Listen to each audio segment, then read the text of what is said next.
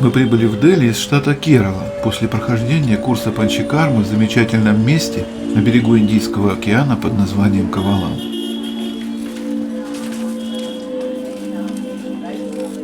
Как и ожидалось, в Дели было холодно, и мы надели на себя практически всю зимнюю одежду, которая у нас была. Поселившись в отеле, мы отправились поужинать в культовое кафе Club India, расположенное на одной из находящихся неподалеку крыш.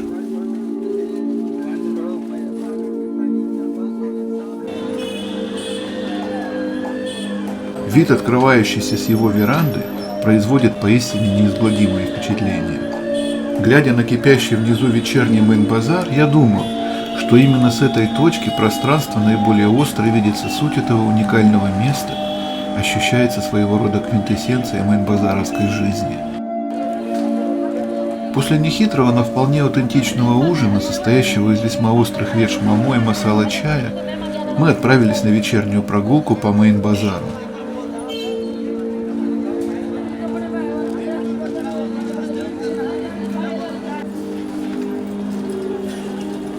По сравнению с нашими прошлыми приездами, каких-либо радикальных изменений здесь не произошло. Все те же бесчисленные лавки торговцев, тот же нескончаемый пестрый поток людей разных национальностей и разнообразных средств передвижения. Все тот же характерный, невообразимый коктейль из звуков и запахов. Если попытаться как-то определить общее эмоциональное состояние этого прекрасного уголка Индии, то, на мой взгляд, наилучшим образом для него подходит английское слово «crazy».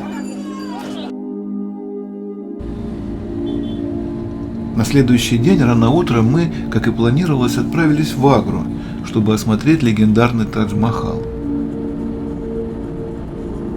По какой-то неведомой мне причине наш путь в Агру лежал не по старой, обычной для таких случаев дороге, а по новой. Дорога оказалась платной и при этом отменно хорошей, в том смысле, что она была ровной, широкой и хорошо оборудованной. Благодаря этому обстоятельству наше время в пути было меньше обычного на 1 час. Так, во всяком случае, сказал наш водитель. К моему глубокому сожалению, в течение всего нашего пути нам сопутствовал обычный для этого времени года в Северной Индии туман, который был до того плотным, что мы не видели окружающий ландшафт. Через некоторое время мы приблизились к Агре. Машина съехала с хайвея, и за окном поплыл знакомый мейн-базаровский пейзаж.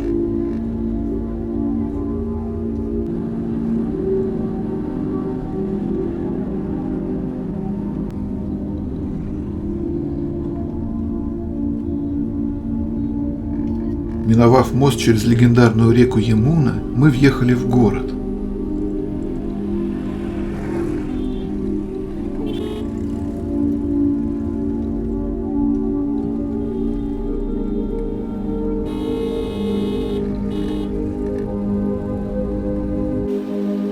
Попетляв несколько минут по его кривым улочкам, мы подъехали к большому магазину, отчетливо напомнившему мне Делийский супербазар, знакомый нам по первому приезду в столицу Индии. Через несколько минут прибыл наш гид, и мы отправились к Тадж-Махалу.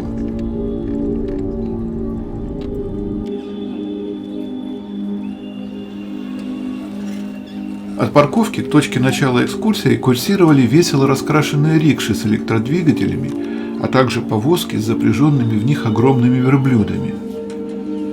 Мы, однако, решили пройтись пешком, тем более, что от верблюдов исходил густой ядреный запах. На входе наш гид приобрел билеты, и мы, миновав контрольно-пропускной пункт, вошли вовнутрь. Первое, что мы увидели, облицованные красным камнем огромные, поистине фундаментальные парадные ворота комплекса.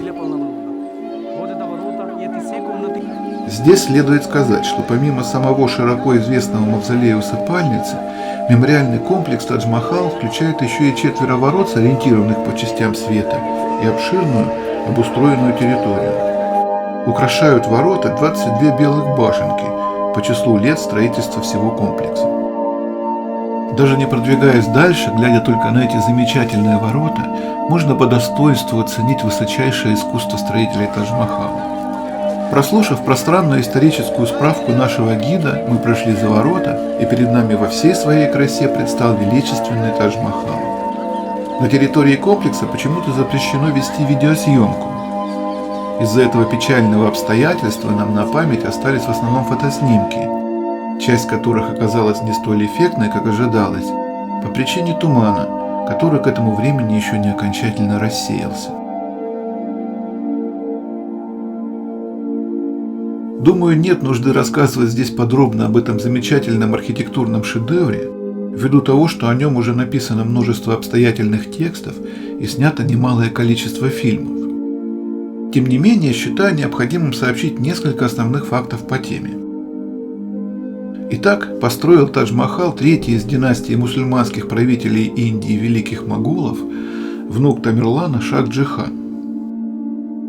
Он строил его в качестве усыпальницы или мавзолея для своей любимой жены Мумтаз-Махал, умершей при родах 14-го ребенка. Как принято говорить сейчас, прекрасным памятником их любви является этот уникальный архитектурный шедевр, по праву причисляемый к чудесам света.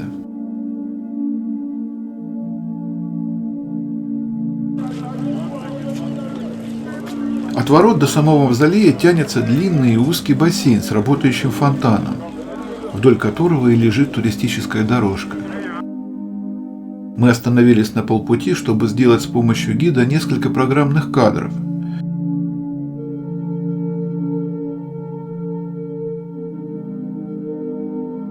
С близкого расстояния Тадж-Махал впечатляет не меньше, чем издалека. Прежде всего, благодаря великолепной инкрустации. Я неоднократно видел изображение этой инкрустации в книгах и в интернете, однако вживую она производит гораздо более яркое впечатление.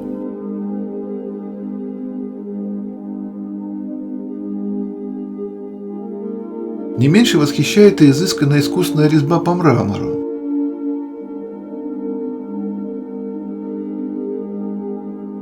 Сделав еще несколько снимков уже вблизи мавзолея, мы направились к выходу. Впечатление, полученное нами во время посещения этого выдающегося архитектурного комплекса, самые яркие.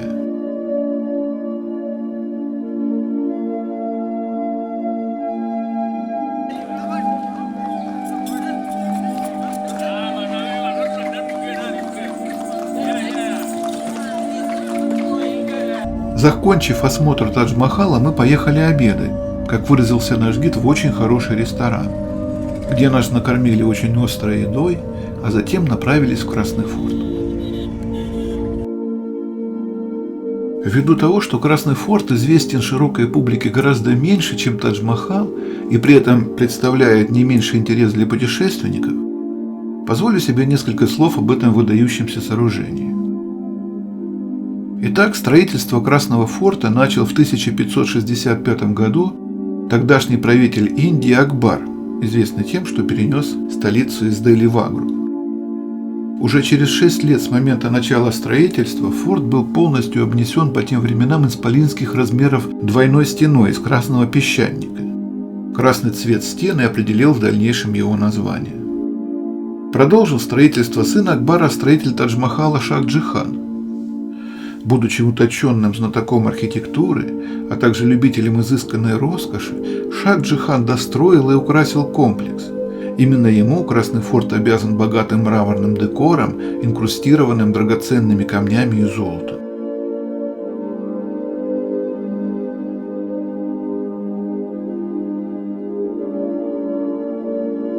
Комплекс имеет форму полумесяца, высота внешних стен 21 метр, а их общая длина 2400 метров. Раньше между стенами росли джунгли, в которых держали тигров, а во рве с водой, окружающем внешнюю стену, находилось около 250 крокодилов. В те времена, когда столица Индии находилась в Агре, форт служил резиденцией ее мусульманских правителей. Известно, что в 1658 году сын Джихана Аурангзеб захватил власть и заточил своего отца в Красном форте в Жасминовой башне под домашним арестом. Из окон башни император в последние годы жизни созерцал мавзолей своей жены Тадж-Махал. Строили комплекс мусульманские архитекторы, приглашенные из стран Ближнего Востока. Поэтому его архитектурный стиль сочетает элементы исламского и индуистского зодчества. Разумеется, Красный форт производит впечатление своими масштабами. Он занимает огромную территорию, а сам он просто грандиозен. В процессе нашей экскурсии на ум периодически приходили сравнения с подобными дворцами европейских монархий. Как я понял в процессе осмотра, комплекс представляет собой совокупность довольно больших внутренних двориков, вокруг каждого из которых разнообразного назначения постройки.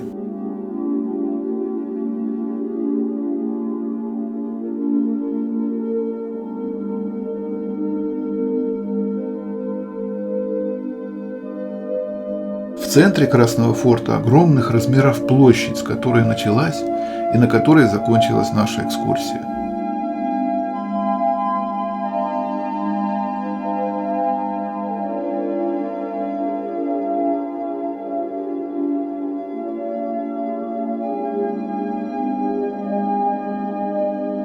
После основной программы нас, под предлогом осмотра тех самых волшебных камней, которые использовались при инкрустации Тадж-Махала, привезли в магазин, с которого мы начали знакомство с древней столицей империи Великих Моголов.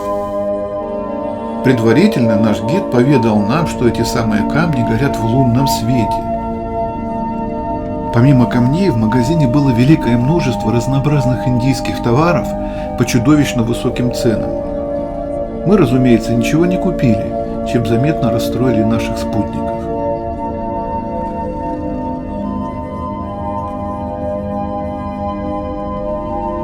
От предложенного гидом посещения демонстрации изготовления ковров я отказался, и мы отправились назад в Дели.